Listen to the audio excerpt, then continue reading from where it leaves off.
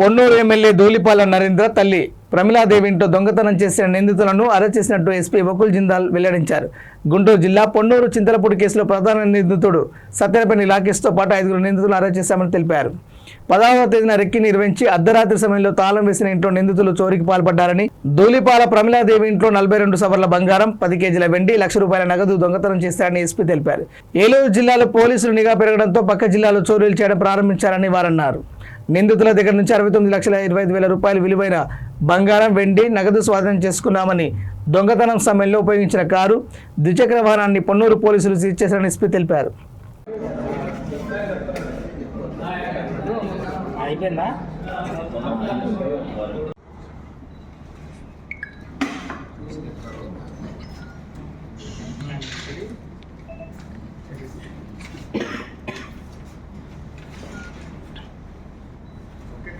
Okay sir.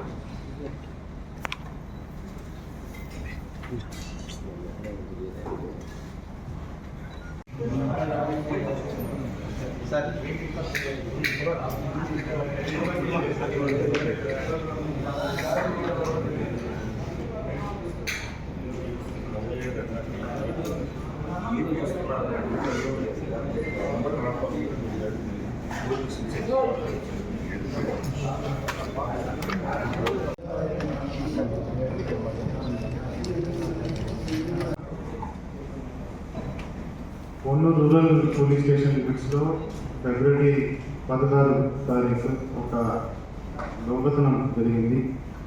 16 తారీఖు రాత్రి Ponnuru MLA గారి తల్లి గారి ఇంట్లో ఎవరు లేనప్పుడు, ఇల్లు లాక్లో ఉన్నప్పుడు ఒక దొంగతనం జరిగింది.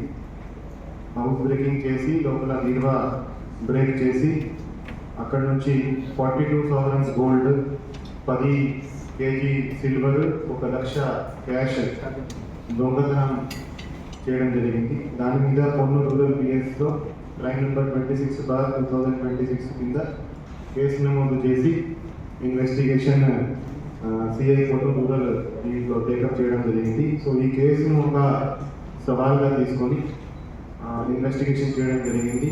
సో అన్ని యాంగిల్స్ నుంచి ఇన్వెస్టిగేషన్ చేశాము. Finger prints, CDR, tower dump analysis, అన్ని రకాల టెక్నికల్ ఇన్వెస్టిగేషన్ చేస్తూ ఈ కేసును ఈరోజు ఛేదించడం జరిగింది. సో ఈ కేసులో 5 ముద్దాయిలని ఐడెంటిఫై చేసి వాళ్ళని ఈరోజు అరెస్ట్ చేయడం జరిగింది.